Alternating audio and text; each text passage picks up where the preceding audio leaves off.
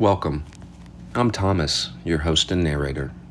The voices you hear on this channel were written a long time ago by seekers who spent their lives chasing the hidden order. Tonight we have a good one, The Color Out of Space by H.P. Lovecraft. If you like this book and feel it's memorable, feel free to give the channel a like and subscribe for more content. Now let the show begin. There is a stretch of hills west of Arkham that the locals will not walk, and they cannot say why. They call it the Blasted Heath, 5 gray acres where nothing grows, and the surveyor telling the story has come to map it before a new reservoir comes to drown the valley. An old farmer remembers how it began, a meteorite fallen one summer night onto the Gardner land. The scholars who came to study it found a thing that cooled nothing, shrank inside their instruments, and held at its heart a globule of a color none of them could name, not any color of earth or sky. Then it swelled huge, then turned to ash. Then the water went wrong, and night by night something down in that soil began to glow. Lovecraft called this his best story, written in 1927. Listen for the color. It is the one word the men of science never quite managed to say aloud. The Color Out of Space by H.P. Lovecraft, published 1927.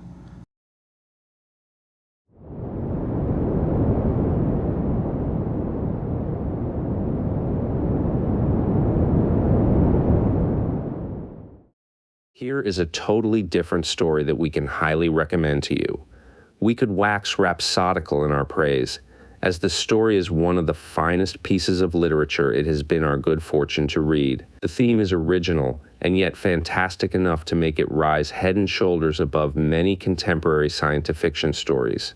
You will not regret having read this marvelous tale. West of Arkham, the hills rise wild, and there are valleys with deep woods that no axe has ever cut. There are dark, narrow glens where the trees slope fantastically, and where thin brooklets trickle without ever having caught the glint of sunlight. On the gentler slopes there are farms, ancient and rocky, with squat, moss-coated cottages brooding eternally over old New England secrets in the lee of great ledges. But these are all vacant now, the wide chimneys crumbling and the shingled sides bulging perilously beneath low gambrel roofs. The old folk have gone away, and foreigners do not like to live there. French Canadians have tried it, Italians have tried it, and the Poles have come and departed. It is not because of anything that can be seen or heard or handled, but because of something that is imagined. The place is not good for imagination and does not bring restful dreams at night. It must be this which keeps the foreigners away, for old Ammi Pierce has never told them of anything he recalls from the strange days. Ammi, whose head has been a little queer for years, is the only one who still remains or who ever talks of the strange days. And he dares to do this because his house is so near the open fields and the traveled roads around Arkham. There was once a road over the hills and through the valleys that ran straight where the Blasted Heath is now, but people ceased to use it, and a new road was laid curving far toward the south. Traces of the old one can still be found amidst the weeds of a returning wilderness, and some of them will doubtless linger even when half the hollows are flooded for the new reservoir. Then the dark woods will be cut down, and the Blasted Heath will slumber far below blue waters whose surface will mirror the sky and ripple in the sun. And the secrets of the strange days will be one with the deep secrets, one with the hidden lore of old ocean and all the mystery of primal earth. When I went into the hills and vales to survey for the new reservoir, they told me the place was evil. They told me this in Arkham, and because that is a very old town full of witch legends, I thought the evil must be something which grandmas had whispered to children through centuries. The name Blasted Heath seemed to me very odd and theatrical, and I wondered how it had come into the folklore of a Puritan people. Then I saw that dark westward tangle of glens and slopes for myself, and ceased to wonder at anything besides its own elder mystery. It was morning when I saw it, but shadow lurked always there. The trees grew too thickly, and their trunks were too big for any healthy New England wood.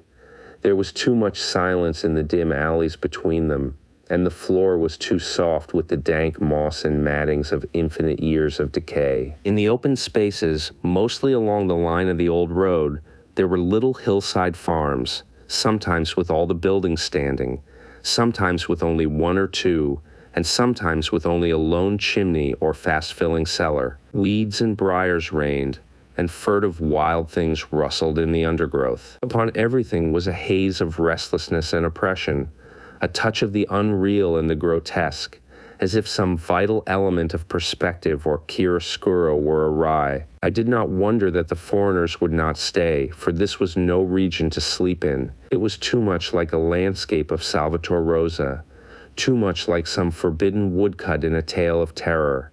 But even all this was not so bad as the blasted heath. I knew it the moment I came upon it at the bottom of a spacious valley, for no other name could fit such thing, or any other thing fit such a name.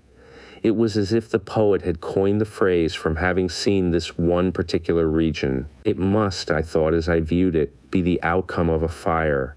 But why had nothing new ever grown over those 5 acres of gray desolation that sprawled open to the sky like a great spot eaten by acid in the woods and fields? It lay largely to the north of the ancient road line, but encroached a little on the other side. I felt an odd reluctance about approaching, and did so at last only because my business took me through and past it. There was no vegetation of any kind on that broad expanse, but only a fine gray dust or ash which no wind seemed ever to blow about. The trees near it were sickly and stunted, and many dead trunks stood or lay rotting at the rim. As I walked hurriedly by, I saw the tumbled bricks and stones of an old chimney and cellar on my right, and the yawning black maw of an abandoned well whose stagnant vapors played strange tricks with the hues of the sunlight. Even the long, dark woodland climb beyond seemed welcome in contrast, and I marveled no more at the frightened whispers of Arkham people. There had been no house or ruin near. Even in the old days, the place must have been lonely and remote, and at twilight, dreading to repass that ominous spot, I walked circuitously back to the town by the curving road on the south.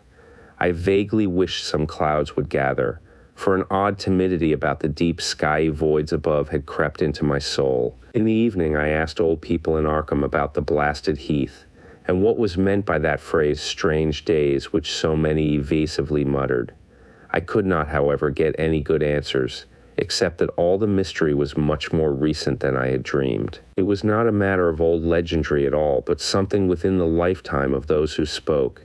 It had happened in the 80s, and a family had disappeared or was killed. Speakers would not be exact, and because they all told me to pay no attention to old Ammi Pierce's crazy tales, I sought him out the next morning, having heard that he lived alone in the ancient tottering cottage where the trees first begin to get very thick. It was a fearsomely ancient place, and had begun to exude the faint miasmal odor which clings about houses that have stood too long. Only with persistent knocking could I rouse the aged man, and when he shuffled timidly to the door I could tell he was not glad to see me.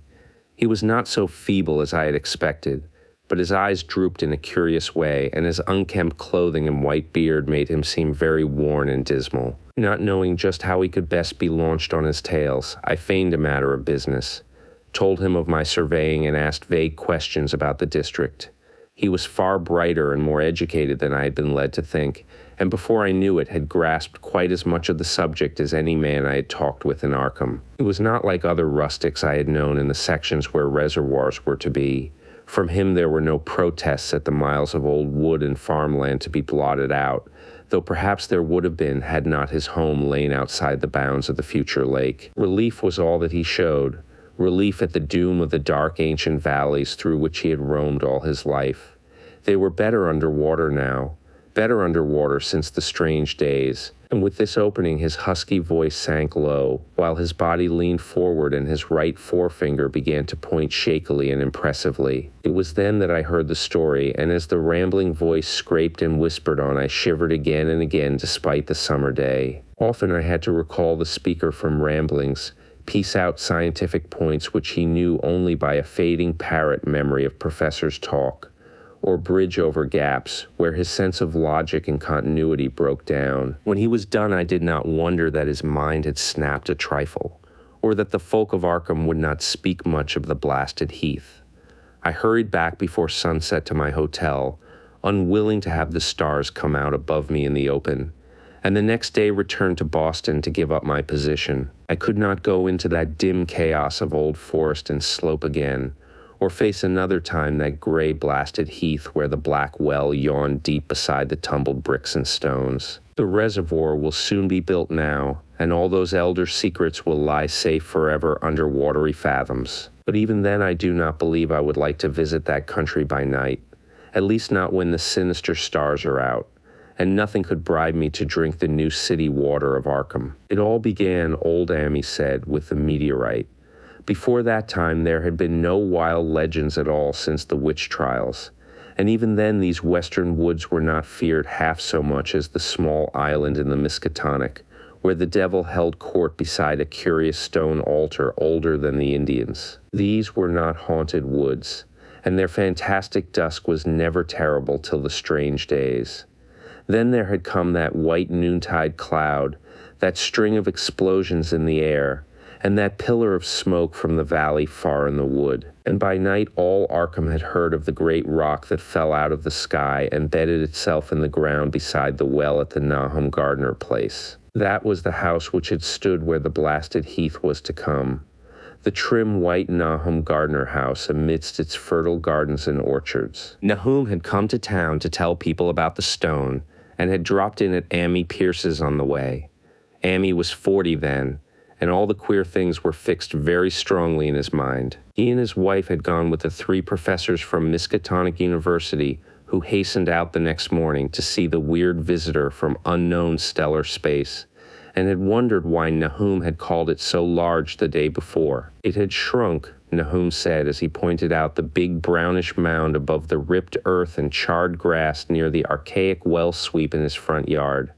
But the wise men answered that stones do not shrink. Its heat lingered persistently, and Nahum declared it had glowed faintly in the night. The professors tried it with a geologist's hammer and found it was oddly soft. It was in truth so soft as to be almost plastic, and they gouged rather than chipped a specimen to take back to the college for testing. They took it in an old pail borrowed from Nahum's kitchen, for even the small piece refused to grow cool. On the trip back, they stopped at Amy's to rest, and seemed thoughtful when Mrs. Pierce remarked that the fragment was growing smaller and burning the bottom of the pail. Truly it was not large, but perhaps they had taken less than they thought. The day after that, all this was in June of '82, the professors had trooped out again in a great excitement. As they passed Amy's, they told him what queer things the specimen had done, and how it had faded wholly away when they put it in a glass beaker.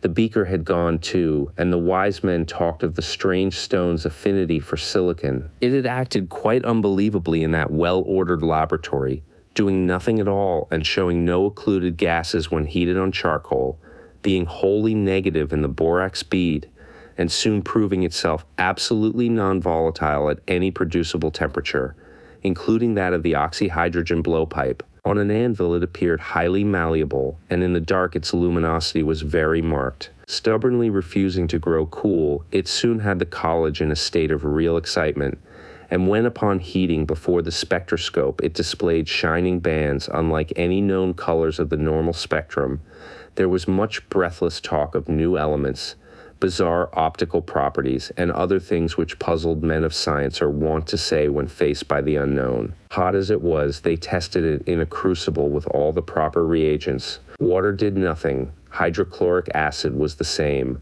Nitric acid and even aqua regia merely hissed and spattered against its torrid invulnerability. Amy had difficulty in recalling all these things, but recognized some solvents as I mentioned them in the usual order of use. There were ammonia and caustic soda, alcohol and ether, nauseous carbon disulfide, and a dozen others. But although the weight grew steadily less as time passed, and the fragments seemed to be slightly cooling, there was no change in the solvents to show that they had attacked the substance at all. It was a metal, though, beyond a doubt. It was magnetic, for one thing, and after its immersion in the acid solvents, there seemed to be faint traces of the Widmanston figures found on meteoric iron. When the cooling had grown very considerable, the testing was carried on in glass, and it was in a glass beaker that they left all the chips made of the original fragment during the work. The next morning, both chips and beaker were gone without trace, and only a charred spot marked the place on the wooden shelf where they had been. All this the professors told Amy as they paused at his door, and once more he went with them to see the stony messenger from the stars, though this time his wife did not accompany him. It had now most certainly shrunk, and even the sober professors could not doubt the truth of what they saw. All around the dwindling brown lump near the well was a vacant space, except where the earth had caved in, and whereas it had been a good 7 feet across the day before, it was now scarcely 5. It was still hot, and the sages studied its surface curiously as they detached another and larger piece with hammer and chisel.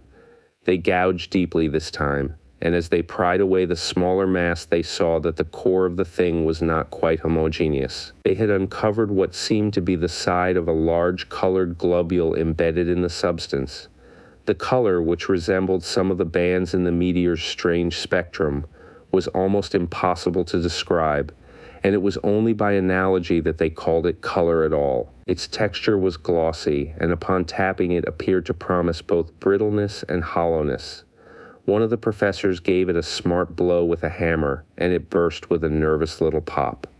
Nothing was emitted, and all trace of the thing vanished with the puncturing. It left behind a hollow spherical space about 3 inches across, and all thought it probable that others would be discovered as the enclosing substance wasted away. Conjecture was vain, so after a futile attempt to find additional globules by drilling, the seekers left again with their new specimen, which proved, however, as baffling in the laboratory as its predecessor. Aside from being almost plastic, having heat, magnetism, and slight luminosity, cooling slightly in powerful acids, possessing an unknown spectrum, wasting away in air, and attacking silicon compounds with mutual destruction as a result, it presented no identifying features whatsoever, and at the end of the test, the college scientists were forced to own that they could not place it. It was nothing of this earth, but a piece of the great outside, and as such, dowered with outside properties and obedient to outside laws. That night there was a thunderstorm,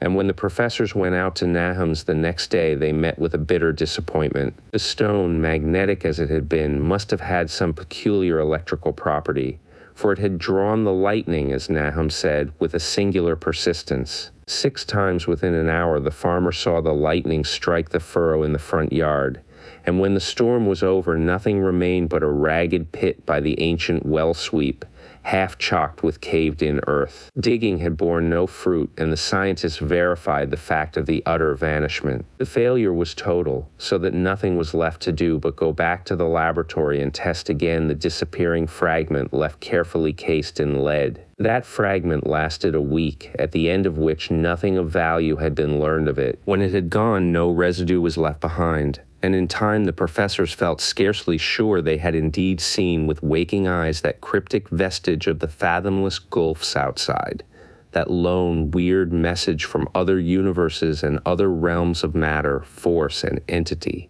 As was natural, the Arkham papers made much of the incident with its collegiate sponsoring, and sent reporters to talk with Nahum Gardner and his family. At least one Boston daily also sent a scribe, and Nahum quickly became a kind of local celebrity. He was a lean, genial person of about 50, living with his wife and 3 sons on the pleasant farmstead in the valley. He and Amy exchanged visits frequently, as did their wives, and Amy had nothing but praise for him after all these years.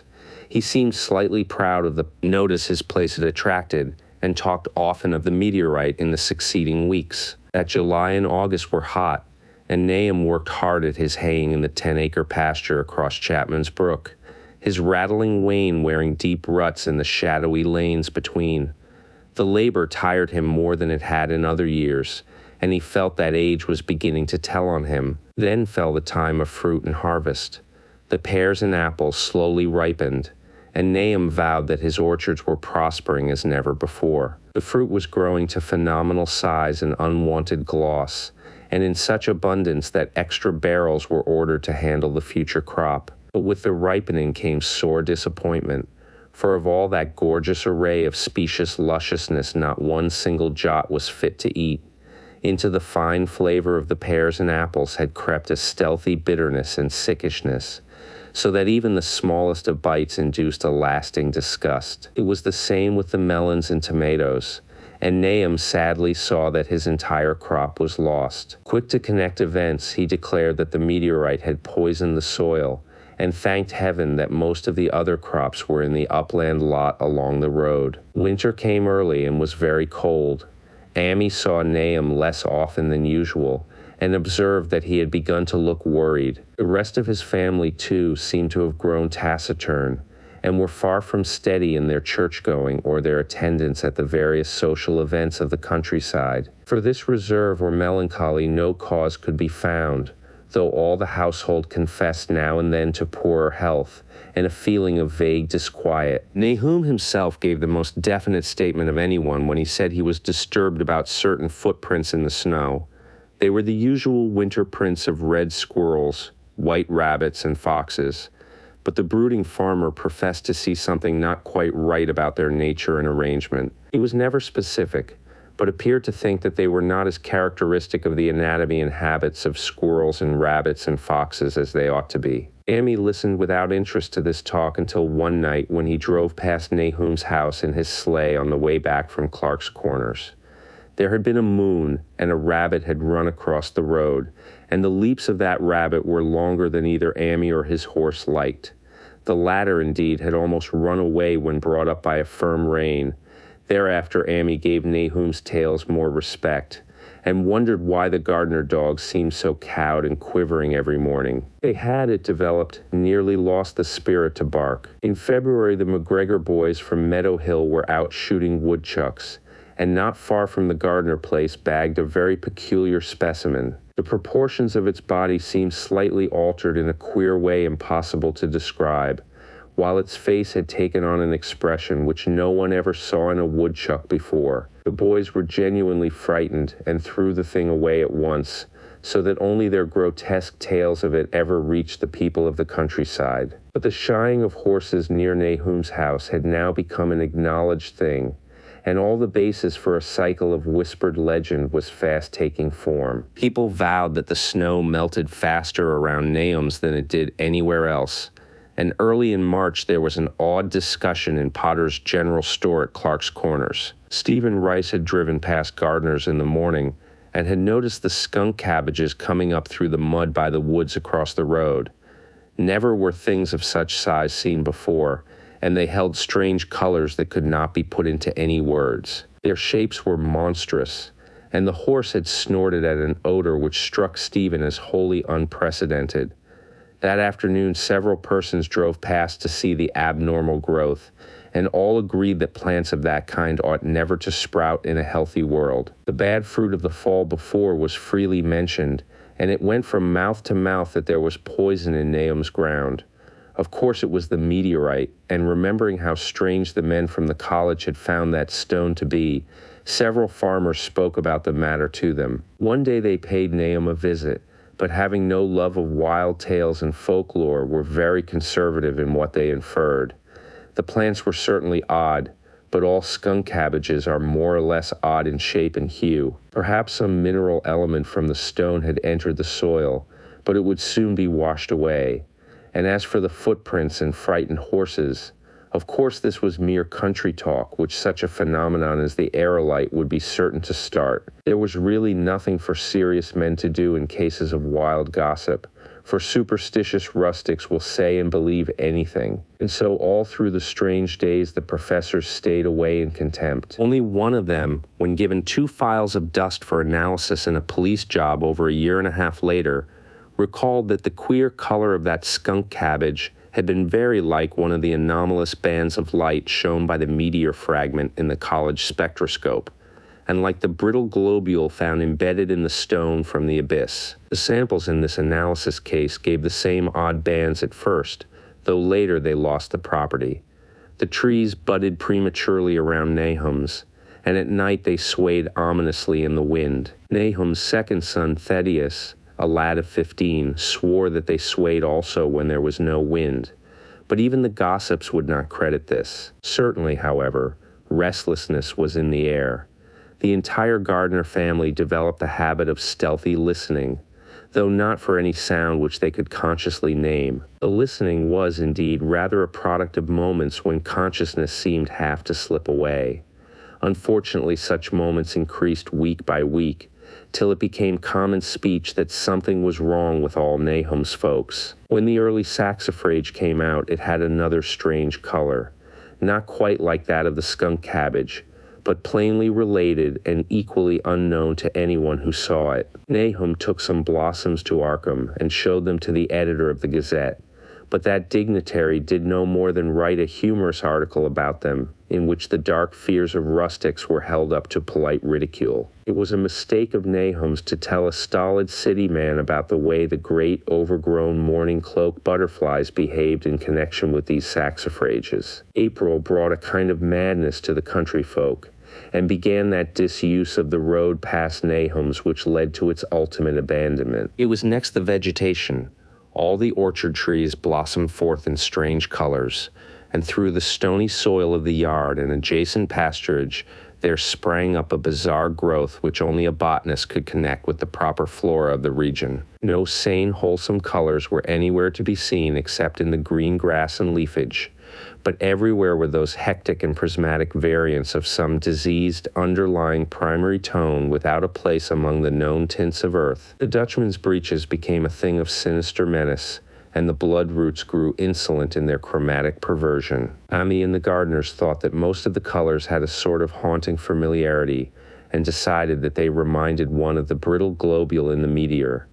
Nahum plowed and sowed the 10-acre pasture and the upland lot, but did nothing with the land around the house. He knew it would be of no use, and hoped that the summer's strange growths would draw all the poison from the soil. He was prepared for almost anything now, and had grown used to the sense of something near him waiting to be heard. The shunning of his house by neighbors told on him, of course, but it told on his wife more. The boys were better off being at school each day, but they could not help being frightened by the gossip. Thaddeus, an especially sensitive youth, suffered the most. In May the insects came, and Nahum's place became a nightmare of buzzing and crawling. Most of the creatures seemed not quite usual in their aspects and motions, and their nocturnal habits contradicted all former experience. The gardeners took to watching at night, watching in all directions at random for something they could not tell what. It was then that they all owned that Thaddeus had been right about the trees. Mrs. Gardner was the next to see it from the window as she watched the swollen boughs of a maple against a moonlit sky. The boughs surely moved, and there was no wind. It must be the sap. Strangeness had come into everything growing now, yet it was none of Nahum's family at all who made the next discovery. Familiarity had dulled them, and what they could not see was glimpsed by a timid windmill salesman from Bolton who drove by one night in ignorance of the country legends. What he told in Arkham was given a short paragraph in the Gazette, and it was there that all the farmers, Nahum included, saw it first. The night had been dark and the buggy lamps faint, but around a farm in the valley which everyone knew from the account must be Nahum's, the darkness had been less thick. A dim though distinct luminosity seemed to inhere in all the vegetation, grass, leaves, and blossoms alike, while at one moment a detached piece of the phosphorescence appeared to stir furtively in the yard near the barn. The grass had so far seemed untouched, and the cows were freely pastured in the lot near the house. But toward the end of May the milk began to be bad. Then Nahum had the cows driven to the uplands, after which this trouble ceased. Not long after this, the change in grass and leaves became apparent to the eye. All the verdure was going gray and was developing a highly singular quality of brittleness. Emmy was now the only person who ever visited the place, and his visits were becoming fewer and fewer. When school closed, the gardeners were virtually cut off from the world, and sometimes let Amy do their errands in town. They were failing curiously, both physically and mentally, and no one was surprised when the news of Mrs. Gardner's madness stole around. It happened in June, about the anniversary of the meteor's fall, and the poor woman screamed about things in the air which she could not describe. In her raving there was not a single specific noun, but only verbs and pronouns. Things moved and changed and fluttered, and ears tingled to impulses which were not wholly sounds. Something was taken away.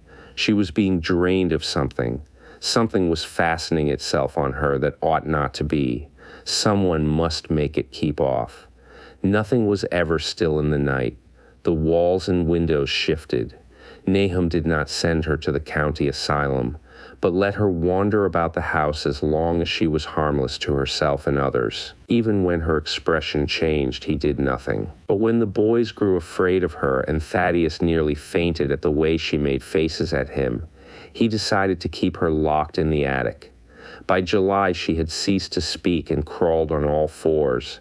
And before that month was over, Nahum got the mad notion that she was slightly luminous in the dark, as he now clearly saw was the case with the nearby vegetation. It was a little before this that the horses had stampeded. Something had aroused them in the night, and their neighing and kicking in their stalls had been terrible.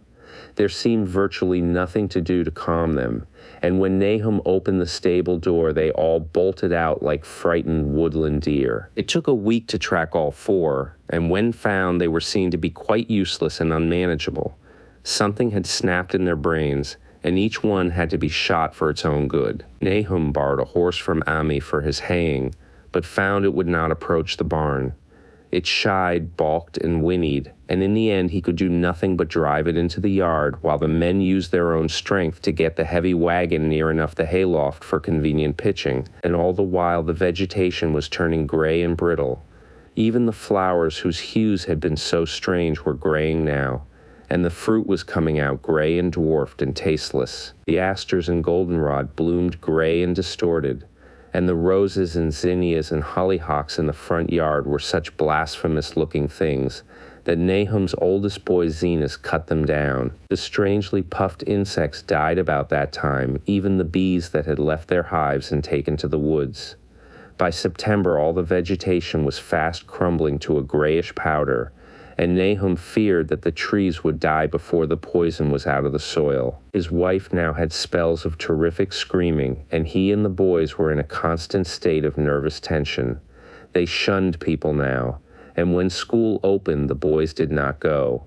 But it was Ami, on one of his rare visits, who first realized that the well water was no longer good. It had an evil taste that was not exactly fetid nor exactly salty, and Ami advised his friend to dig another well on higher ground to use till the soil was good again. Nahum, however, ignored the warning, for he had by that time become callous to strange and unpleasant things. He and the boys continued to use the tainted supply, drinking it as listlessly and mechanically as they ate their meager and ill-cooked meals and did their thankless and monotonous chores through the aimless days. There was something of stolid resignation about them all, as if they walked half in another world between lines of nameless guards to a certain and familiar doom. Thaddeus went mad in September after a visit to the well. He had gone with a pail and had come back empty-handed, shrieking and waving his arms, and sometimes lapsing into an inane titter or a whisper about the moving colors down there. 2-in-1 family was pretty bad, but Nahum was very brave about it.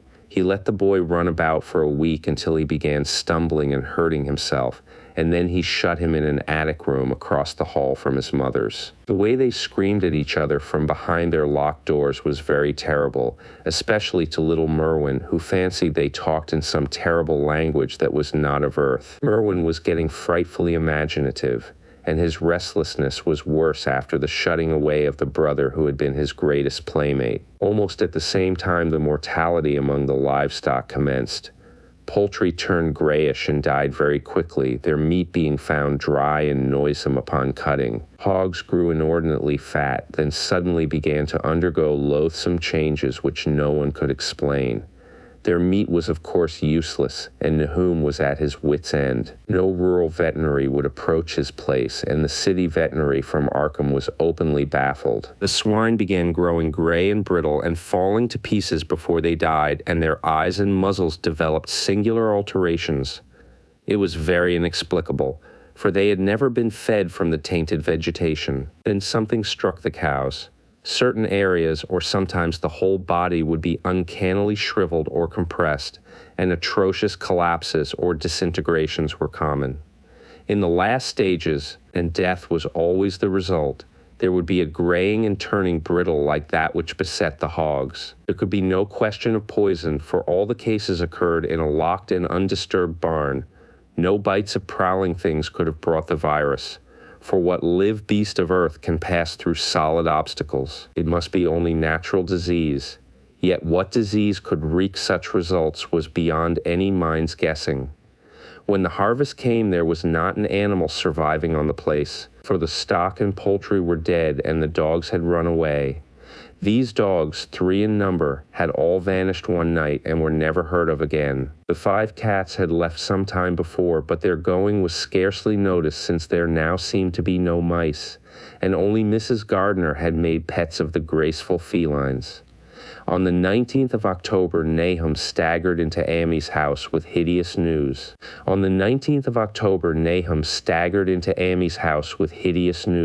The death had come to poor Thaddeus in his attic room, and it had come in a way which could not be told.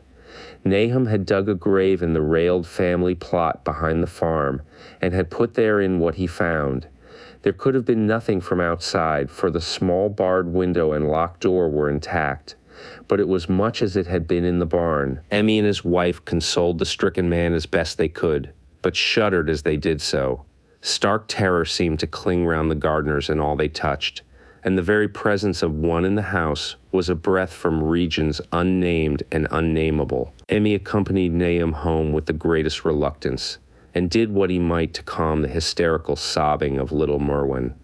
Zenas needed no calming. He had come of late to do nothing but stare into space and obey what his father told him, and Amy thought that his fate was very merciful. Now and then Merwin's screams were answered faintly from the attic, and in response to an inquiring look, Nahum said that his wife was getting very feeble. When night approached, Amy managed to get away, for not even friendship could make him stay in that spot.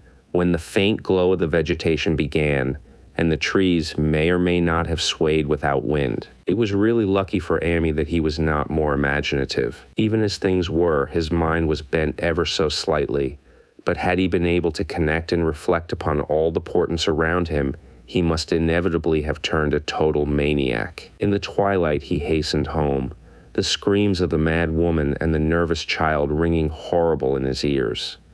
3 days later, Nahum burst into Amy's kitchen in the early morning, and in the absence of his host, stammered out a desperate tale once more.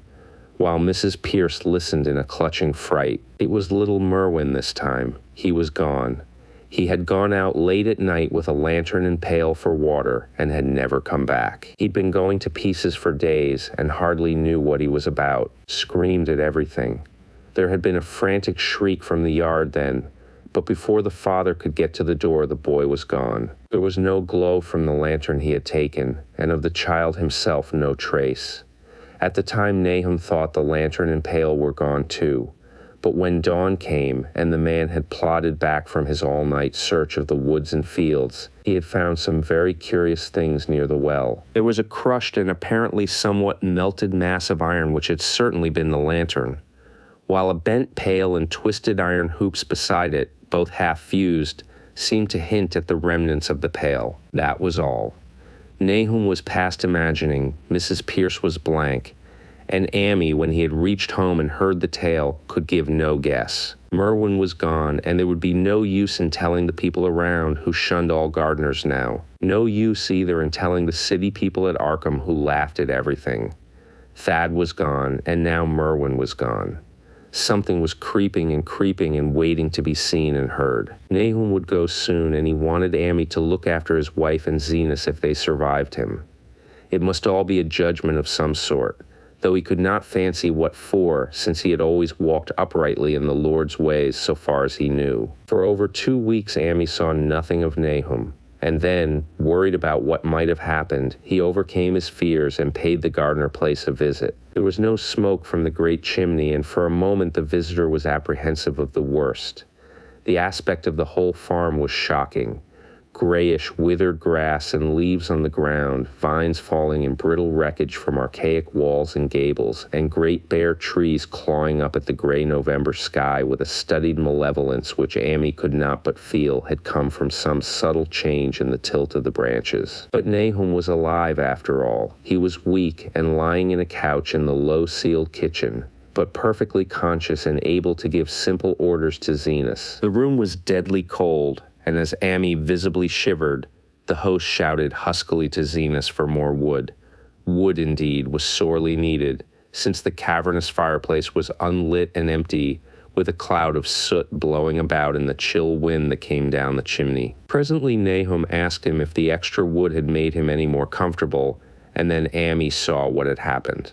The stoutest cord had broken at last, and the hapless farmer's mind was proof against more sorrow. Questioning tactfully, Amy could get no clear data at all about the missing Zenas. "In the well, he lives in the well," was all that the clouded father would say. Then there flashed across the visitor's mind a sudden thought of the mad wife, and he changed his line of inquiry. "Nabby? Why, here she is," was the surprised response of poor Nahum, and Amy soon saw that he must search for himself. Leaving the harmless babbler on the couch, he took the keys from their nail beside the door and climbed the creaking stairs to the attic. It was very close and noisome up there, and no sound could be heard from any direction. Of the 4 doors in sight, only one was locked, and on this he tried various keys on the ring he had taken.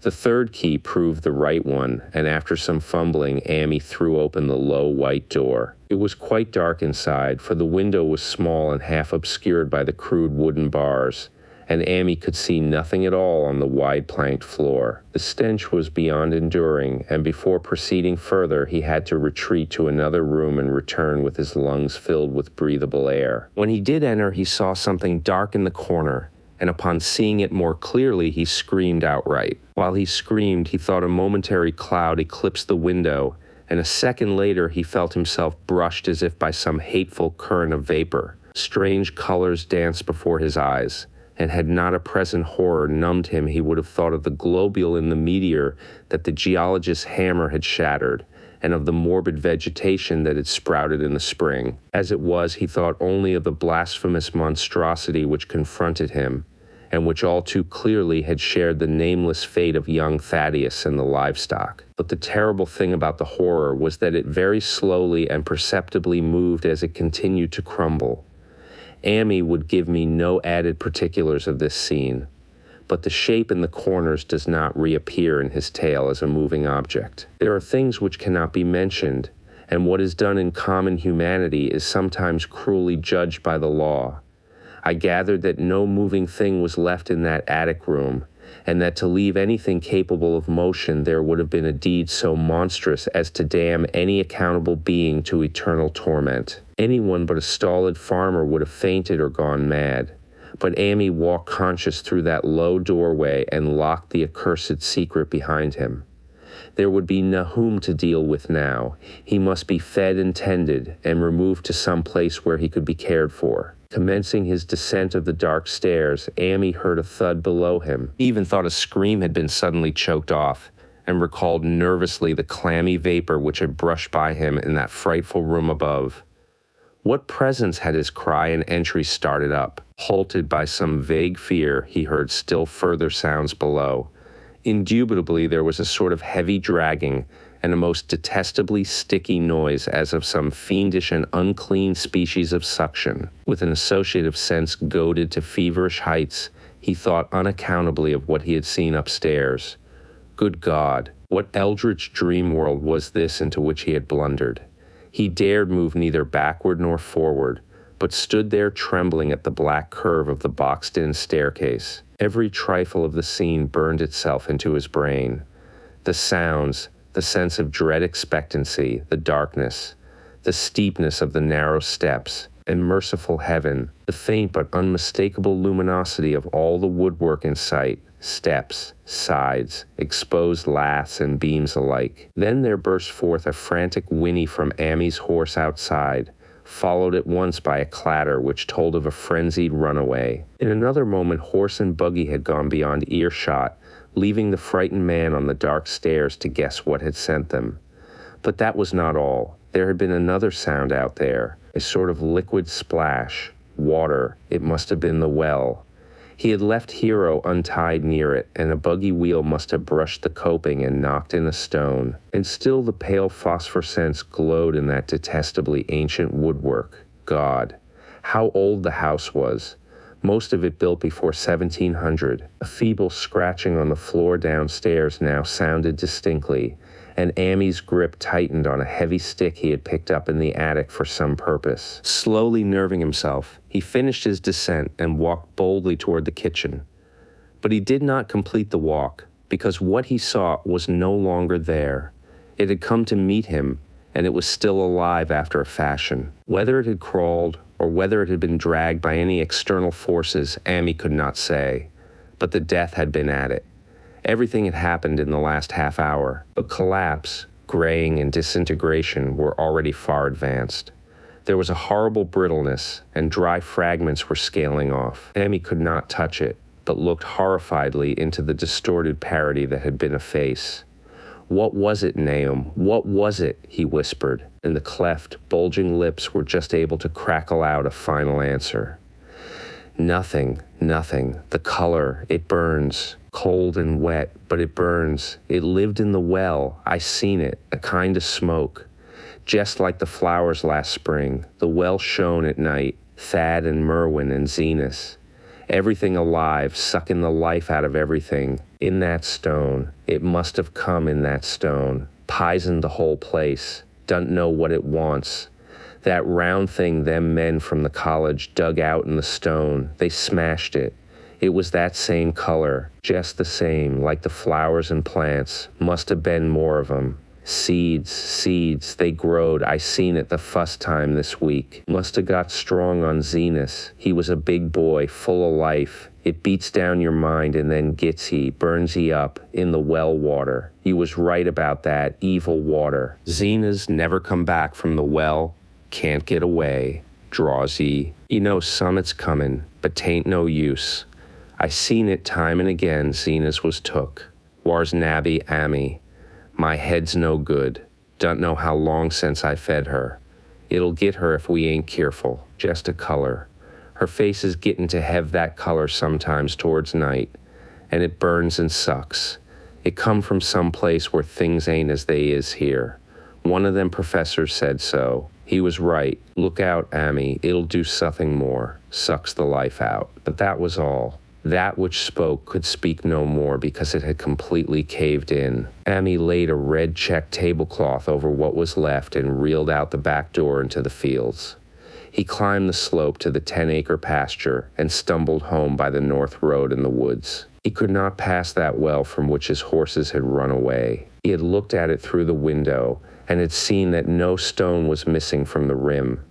Then the lurching buggy had not dislodged anything after all. The splash had been something else. Something which went into the well after it had done with poor Nahum. When Amy reached his house, the horses and buggy had arrived before him and thrown his wife into fits of anxiety. Reassuring her without explanations, he set out at once for Arkham and notified the authorities that the Gardner family was no more. He indulged in no details, but merely told of the deaths of Nahum and Nabby, that of Thaddeus being already known, and mentioned that the cause seemed to be the same strange ailment which had killed the livestock. He also stated that Merwin and Zenas had disappeared. There was considerable questioning at the police station, and in the end, Amy was compelled to take 3 officers to the Gardner farm, together with the coroner, the medical examiner, and the veterinary who had treated the diseased animals. He went much against his will, for the afternoon was advancing, and he feared the fall of night over that accursed place. But it was some comfort to have so many people with him. The 6 men drove out in a Democrat wagon following Amy's buggy and arrived at the pest-ridden farmhouse about 4 o'clock. Used as the officers were to gruesome experiences, not one remained unmoved at what was found in the attic and under the red check tablecloth on the floor below. The whole aspect of the farm with its gray desolation was terrible enough, but those 2 crumbling objects were beyond all bounds. No one could look long at them, and even the medical examiner admitted that there was very little to examine. Specimens could be analyzed, of course, so he busied himself in obtaining them. And here it develops that a very puzzling aftermath occurred at the college laboratory where the 2 files of dust were finally taken. Under the spectroscope, both samples gave off an unknown spectrum in which many of the baffling bands were precisely like those which the strange meteor had yielded in the previous year. The property of emitting the spectrum vanished in a month. the dust thereafter consisting mainly of alkaline phosphates and carbonates. Amy would not have told the men about the well if he had thought they meant to do anything then and there. It was getting towards sunset, and he was anxious to be away, but he could not help glancing nervously at the stony curb by the great sweep, and when a detective questioned him, he admitted that Nahum had feared something down there, so much so that he had never even thought of searching it for Merwin or Zenas. After that, nothing would do but that they empty and explore the well immediately. So Ami had to wait trembling while pail after pail of rank water was hauled up and splashed on the soaking ground outside. The men sniffed in disgust at the fluid, and toward the last held their noses against the fodder they were uncovering. It was not so long a job as they had feared it would be, since the water was phenomenally low. There is no need to speak too exactly of what they found. Merwin and Zenas were both there, in part, though the vestiges were mainly skeletal. There were also a small deer and a large dog in about the same state, and a number of bones of smaller animals. The ooze and slime at the bottom seemed inexplicably porous and bubbling, and a man who descended on handholds with a long pole found that he could sink the wooden shaft to any depth in the mud of the floor without meeting any solid obstruction. Twilight had now fallen, and lanterns were brought from the house. Then, when it was seen that nothing further could be gained from the well, everyone went indoors and conferred in the ancient sitting room while the intermittent light of a spectral half-moon played wanly on the gray desolation outside. The men were frankly nonplussed by the entire case and could find no convincing common element to link the strange vegetable conditions, the unknown disease of livestock and humans, and the unaccountable deaths of Merwin and Zenas in the tainted well. They had heard the common country talk, it is true, but could not believe that anything contrary to natural law had occurred. No doubt the meteor had poisoned the soil, but the illness of person and animals who had eaten nothing grown in that soil was another matter. Was it the well water? Very possibly. It might be a good idea to analyze it. But what peculiar madness could have made both boys jump into the well? Their deeds were so similar, and the fragments showed that they had both suffered from the gray, brittle death. Why was everything so gray and brittle? It was the coroner, seated near a window overlooking the yard, who first noticed the glow about the well. Night had fully set in, and all the abhorrent ground seemed faintly luminous with more than the fitful moonbeams. But this new glow was something definite and distinct, and appeared to shoot up from the black pit like a softened ray from a searchlight, giving dull reflections in the little ground pools where the water had been emptied. It had a very queer color, and as all the men clustered round the window, Amy gave a violent start. For this strange beam of ghastly miasma was to him of no unfamiliar hue. He had seen that color before and feared to think what it might mean. He had seen it in the nasty brittle globule in that aerolite 2 summers ago, had seen it in the crazy vegetation of the springtime, and had thought he had seen it for an instant that very morning against the small barred window of that terrible attic room where nameless things had happened. It had flashed there a second, and a clammy and hateful current of vapor had brushed past him, and then poor Nahum had been taken by something of that color. He had said so at the last, said it was like the globule in the plants. After that had come the runaway in the yard and the splash in the well, and now that well was belching forth to the night a pale, insidious beam of the same demoniac tint. It does credit to the alertness of Amy's mind that he puzzled even at that tense moment over a point which was essentially scientific. He could not but wonder at his gleaning of the same impression from a vapor glimpsed in the daytime, against a window opening in the morning sky, and from a nocturnal exhalation seen as a phosphorescent mist against the black and blasted landscape. It wasn't right, it was against nature, and he thought of those terrible last words of his stricken friend. It come from some place where things ain't as they is here, one o' them. Professor said so. All 3 horses outside, tied to a pair of shriveled saplings by the road, were now neighing and pawing frantically.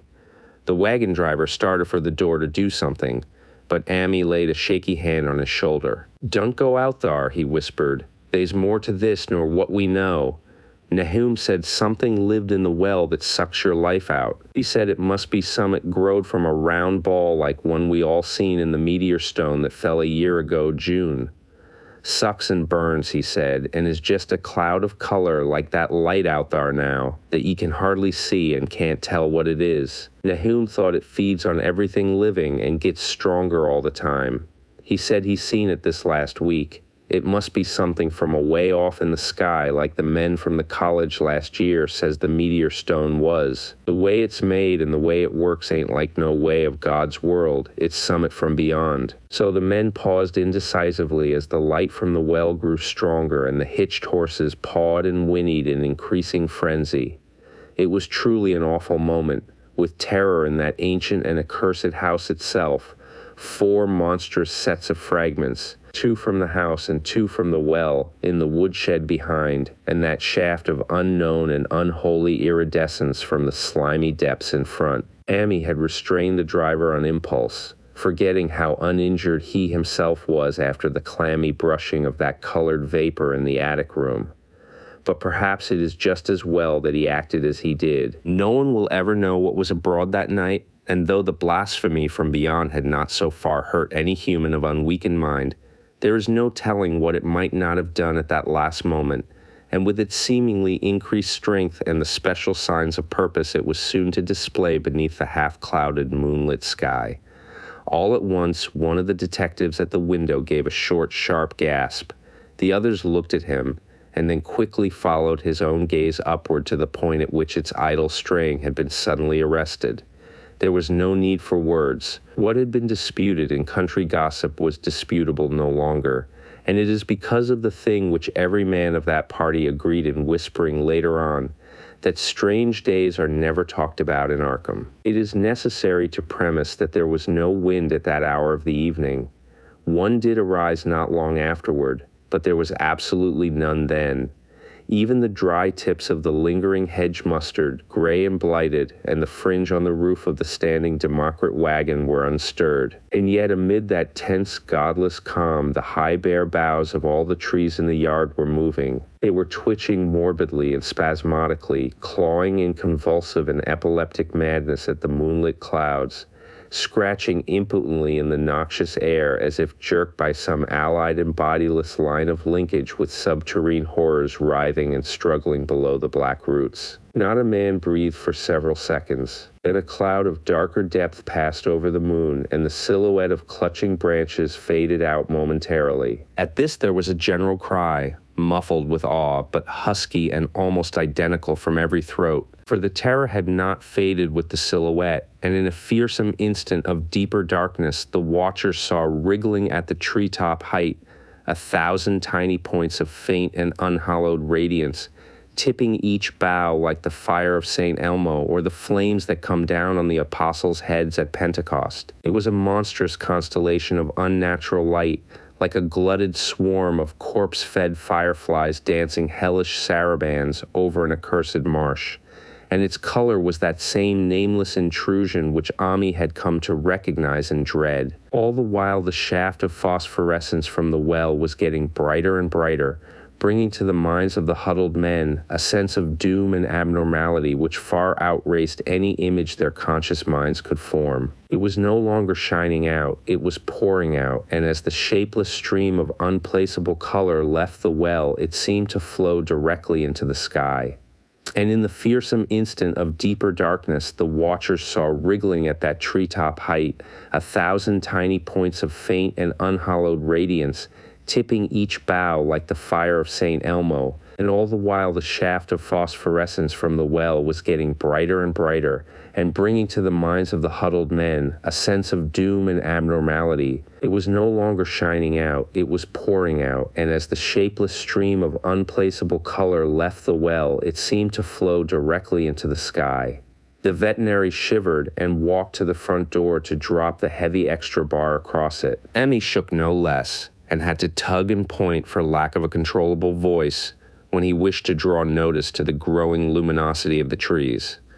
The neighing and stamping of the horses had become utterly frightful, but not a soul of that group in the old house would have ventured forth for any earthly reward. With the moments the shining of the trees increased, while their restless branches seemed to strain more and more toward verticality.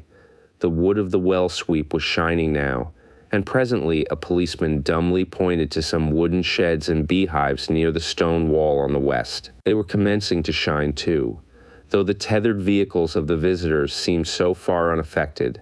Then there was a wild commotion and clopping in the road, and as Amy quenched the lamp for better seeing, they realized that the span of frantic grays had broken their sapling and run off with the Democrat wagon. The shock served to loosen several tongues, and embarrassed whispers were exchanged. "It spreads on everything organic that's been around here," muttered the medical examiner. No one replied, but the man who had been in the well gave a hint that his long pole must have stirred up something intangible.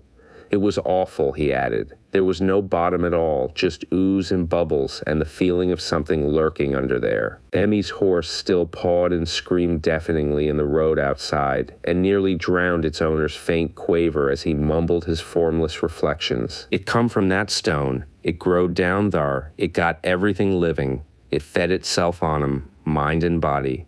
Thad and Merwin, Zenas and Nabby. Nahum was the last. They all drunk the water. It got strong on 'em. It come from beyond, where things ain't like they be here. Now it's going home."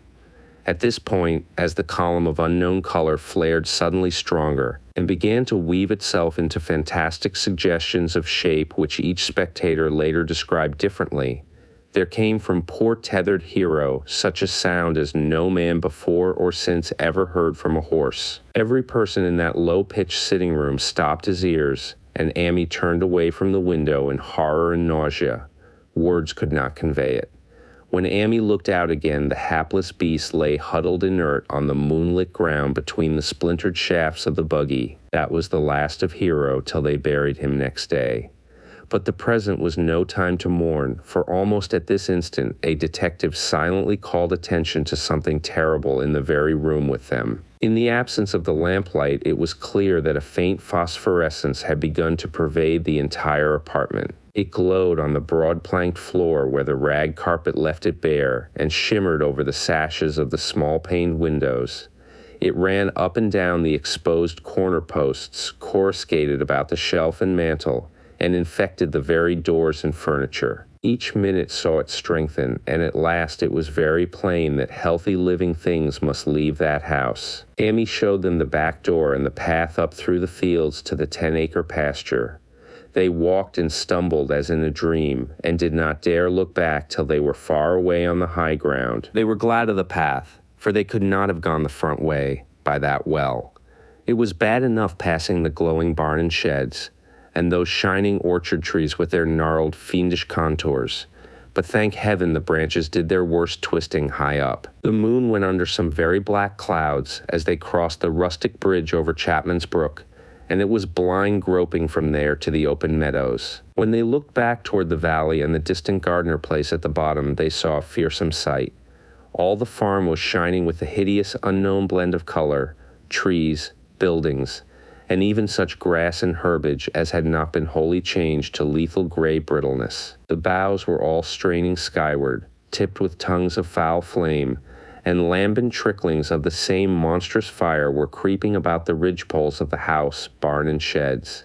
It was a scene from a vision of Fuseli, and over all the rest reigned that riot of luminous amorphousness, that alien and undimensioned rainbow of cryptic poison from the well, seething, feeling, lapping, reaching, scintillating, straining, and malignly bubbling in its cosmic and unrecognizable chromaticism. Then, without warning, the hideous thing shot vertically up toward the sky like a rocket or meteor, leaving behind no trail and disappearing through a round and curiously regular hole in the clouds before any man could gasp or cry out. No watcher can ever forget that sight, and Amy stared blankly at the stars of Cygnus, Deneb twinkling above the others, where the unknown color had melted into the Milky Way. But his gaze was the next moment called swiftly to earth by the crackling in the valley. It was just that. Only a wooden ripping and crackling, and not an explosion, as so many others of the party vowed.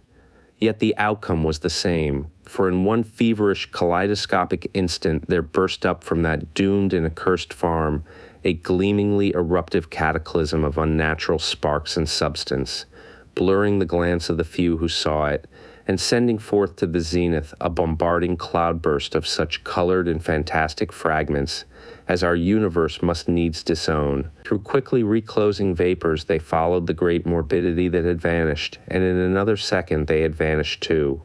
Behind and below was only a darkness to which the men dared not return, and all about was a mounting wind which seemed to sweep down in black frore gusts from interstellar space. It shrieked and howled and lashed the fields and distorted woods in a mad cosmic frenzy, till soon the trembling party realized it would be no use waiting for the moon to show what was left down there at Nahum's. Too awed even to hint theories, the 7 shaking men trudged back toward Arkham by the North Road. Amy was worse than his fellows, and begged them to see him inside his own kitchen, instead of keeping straight on to town. He did not wish to cross the blighted, wind-whipped woods alone to his home on the main road, for he had an added shock that the others were spared, and was crushed forever with a brooding fear he dared not even mention for many years to come.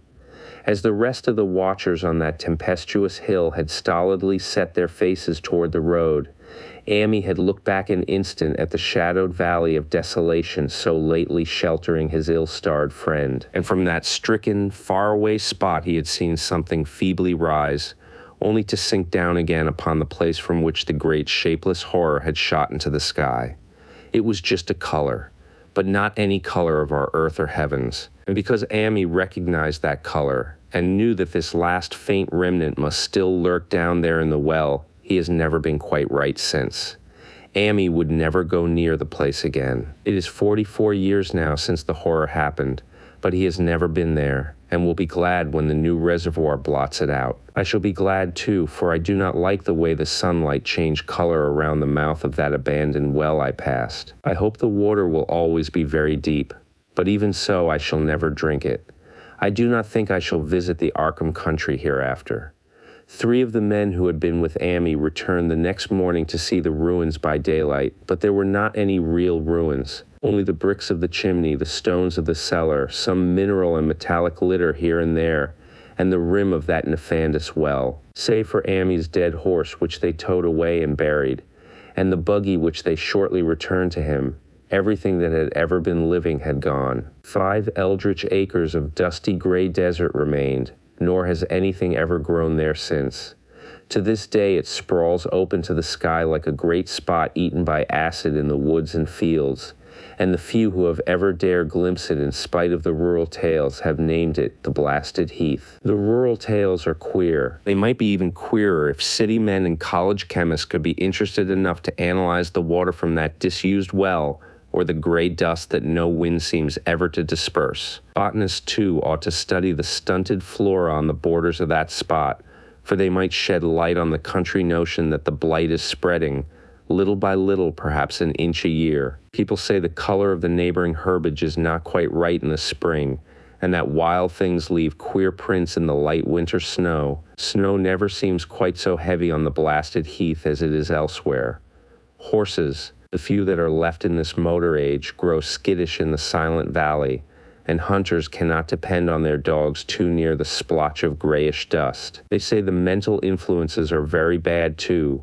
Numbers went queer in the years after Nahum's taking, and always they lacked the power to get away. Then the stronger-minded folk all left the region, and only the foreigners tried to live in the crumbling old homesteads. They could not stay, though, and one sometimes wonders what insight beyond ours their wild, weird stories of whispered magic have given them. Their dreams at night, they protest, are very horrible in that grotesque country, and surely the very look of the dark realm is enough to stir a morbid fancy. No traveler has ever escaped a sense of strangeness in those deep ravines, and artists shiver as they paint thick woods whose mystery is as much of the spirits as of the eye. I myself am curious about the sensation I derived from my one lone walk before Amy told me his tale. When twilight came, I had vaguely wished some clouds would gather, for odd timidity about the deep skyey voids above had crept into my soul. Do not ask me for my opinion. I do not know, that is all. There was no one but Amy to question, for Arkham people will not talk about the strange days, and all 3 professors who saw the aerolite and its colored globule are dead. There were other globules, depend upon that. One must have fed itself and escaped, and probably there was another which was too late. No doubt it is still down the well. I know there was something wrong with the sunlight I saw above that miasmal brink. The rustics say the blight creeps an inch a year, so perhaps there is a kind of growth or nourishment even now. But whatever demon hatchling is there, it must be tethered to something or else it would quickly spread. Is it fastened to the roots of those trees that claw the air? One of the current Arkham tales is about fat oaks that shine and move as they ought not to do at night. What it is, only God knows. In terms of matter, I suppose the thing Amy described would be called a gas. But this gas obeyed laws that are not of our cosmos. This was no fruit of such worlds and suns as shine on the telescopes and photographic plates of our observatories. This was no breath from the skies whose motions and dimensions our astronomers measure or deem too vast to measure. It was just a color out of space, a frightful messenger from unformed realms of infinity beyond all nature as we know it, from realms whose mere existence stuns the brain and numbs us with the black extracosmic gulfs it throws open before our frenzied eyes. I doubt very much if Amy consciously lied to me, and I do not think his tale was all a freak of madness as the townsfolk had forewarned. Something terrible came to the hills and valleys on that meteor, and something terrible, though I know not in what proportion, still remains. I shall be glad to see the water come. Meanwhile, I hope nothing will happen to Amy. He saw so much of the thing, and its influence was so insidious. Why has he never been able to move away?